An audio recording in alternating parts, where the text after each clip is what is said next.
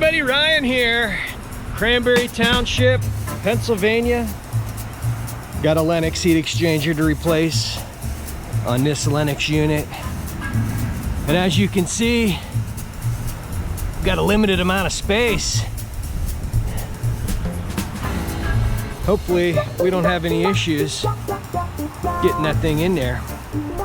I'm hoping that we can tilt it, but geez, oh man, look at all the coloring, discoloring on the coil and unit from the exhaust. Looks like this thing's been burning a little rich. But anyway, we're gonna start ripping things apart and see if we can even get this heat exchanger replaced. So, got Josh here with me, and we're gonna go ahead and get to work. All right, got the gas unhooked. This whole panel's gonna have to come off with the disconnect. We should be able to just scoot it out of the way. Get that gas line unhooked. Very tight quarters here though. Just gonna keep plugging away. Heat exchanger was written up, rolling out due to cracks. It looks discolored. I haven't spotted a crack on it yet, but we'll definitely be taking a peek. But like I said, I'm just hoping we're gonna be able to get this thing out. Anyway, gonna keep on plugging away, and we'll bring you back when we attempt to get this heat exchanger out. All right, we're making our way. Got the gas line unhooked, gas manifold out. Wires are starting to get unhooked. This thing's definitely been burning rich and apparently been tripping the rollout switch. So we will take a peek, but I'm not looking very optimistic on getting this thing out. Are you, Josh? It's looking quite rough unless we can get it at some kind of angle. Yeah. But I'm gonna keep plugging away on getting it taken apart, and we'll see, but it's not looking too good.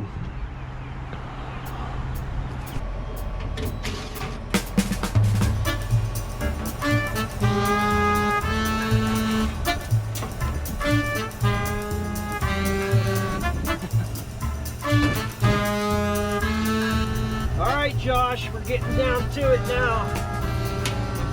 Just gonna pull all the screws out around the perimeter, and this thing should pull out. We'll see if we've got enough clearance to go like that with it. We'll see.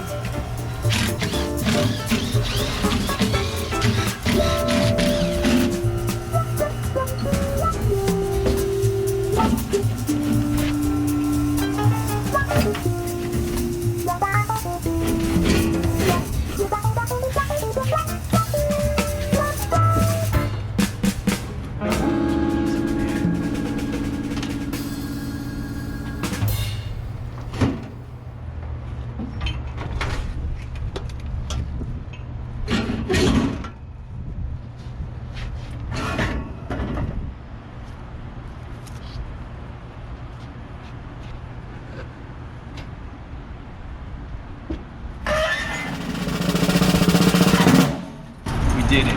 Wow.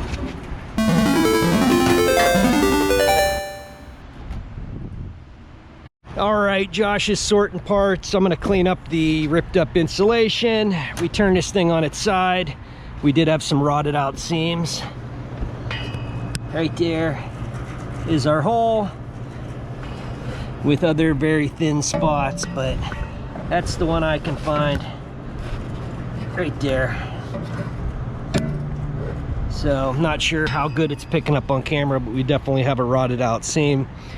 And it looks like it was burning quite rich just from the discoloration here on the coil and the other unit. Probably wouldn't be a bad idea to get a snorkel up and over just so it's not continuously exhausting that flue gas onto the other unit, but I'll recommend it. In the meantime, I'm gonna put the camera down and we'll get to work on getting all this stuff put back together.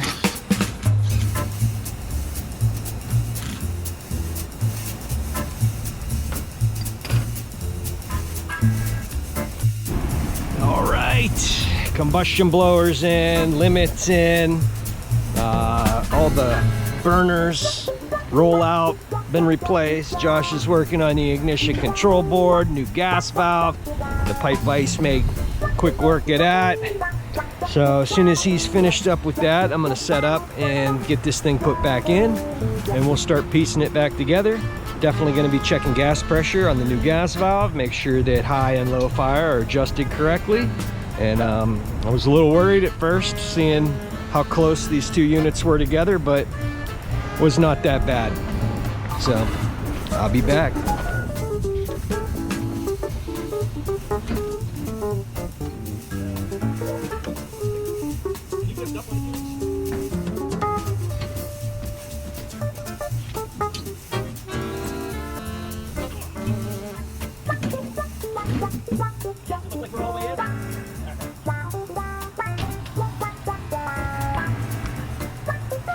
All right, beautifully done.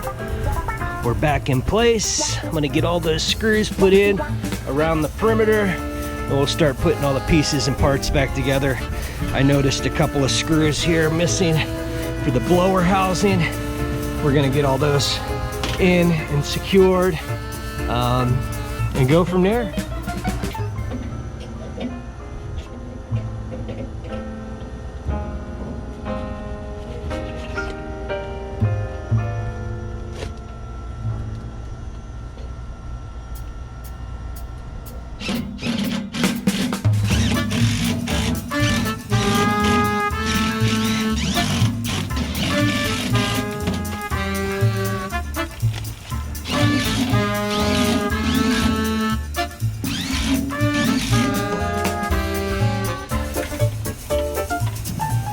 All right, heat exchanger is in place. A little lining up of the screws.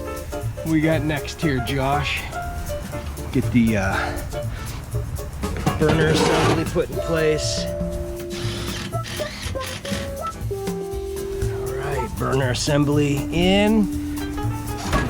Next, we've got our gas valve.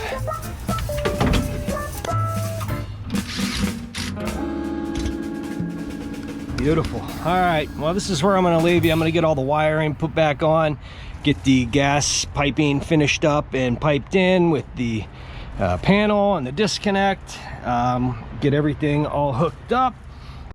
Got Josh running to grab a battery. My UEI manometer has a dead battery, so had it put away for springtime, but still needing it. Anyway, so we're gonna fire this thing up. I've got the tap in to check gas pressure. Unfortunately though, I kind of need the blower door to be in place because it's one piece door. We'll probably keep the door off while it fires up, but once the blower's about to kick on, I'll put that door in place. And then we've got the supply panel over the supply duct into the store. That way we can blow off most of this oil. It's on the heat exchanger. It doesn't stink up the store too bad. And that'll be that. Get our garbage off the roof, clean up all our zip ties and whatnot. We are working on a 2006 Lennox, and they are placed awfully close. All right, we're starting off with W1 jumped, just so we can check first stage gas pressure, and then I'll jump out W2 and we'll get full fire going. Let me go ahead and kick it on.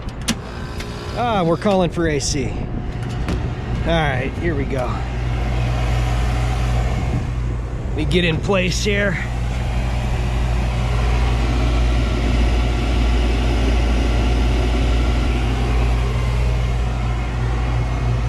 Fast flash on the control board. Let's see if we can get some ignition. Oh yeah, all right. We'll go ahead and put this door in place. That way we're not pulling all the fumes in through the unit. And we are at 3.4 right off the bat. Let's see if we're calling for W2 as well.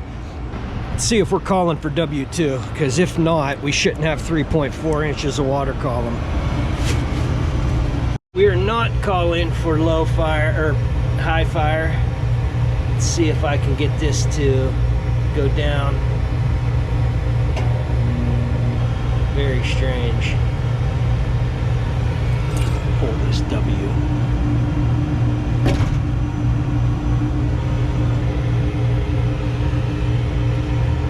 I've got low fire all the way out. There we go. To 1.8, 1.9. Let's see here. Yeah, we're not calling for high fire.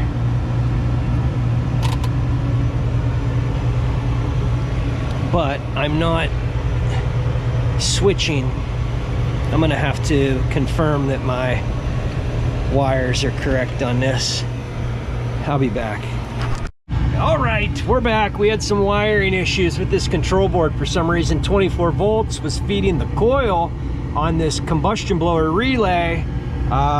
Did a little bit of tracing. I'm gonna have to zip tie some of these wires back up. But now we've got W2 powering the coil, common back to the transformer. And as you can see, I'm at 3.4 inches water column on high fire. And then we'll pull it, and we're back down to 1.59, 1.6. I'll adjust that up. I was getting constant 24 volts on the high fire wire on my gas valve, so I wasn't able to adjust low fire and high fire. I had to adjust high fire adjustment setting to get any control over the valve. I started poking around with my meter and found that we had constant 24 volts to the high side of the valve. Rewired it, and we're good now. So 1.6 on low fire, and then I'll go ahead and jump out W2, and you can hear the combustion blower ramp up, and you can also see our gas pressure come up. So it's always good to check your gas pressure. If things don't seem right, dig in, find out why. It was miswired. As 24 volt terminals, I was supplying 24 volts at all times, and it was wired to the coil on this combustion blower relay, which instead of having common, it was tied to 24 volts. So we were constantly feeding through that coil, down through this wire, and to our gas valve, which was weird. So we got that all figured out. We are currently firing, and I like it. Josh likes it. We're gonna clean up this mess, and we're gonna get out of here. It seems like the clouds are starting to move on. So that's it. Basically, wasn't sure if I was gonna be able to get that heat exchanger in and out. We did, no problems, but did run into a little wiring problem. And don't worry, I'm gonna get some zip ties in here and straighten everything out. But I was trying to wrap my mind around what was going on. And these wiring diagrams for Lennox, just in my opinion, aren't the best. They're not the easiest to read. So I just did a little tracing. We figured out what the hell was going on there. So we're all set. I'm gonna wire them back up for cooling, make sure they're good. We're burning in high fire, remove high fire call, and it does come back down to low fire pressure settings. So that's that. We're gonna clean up.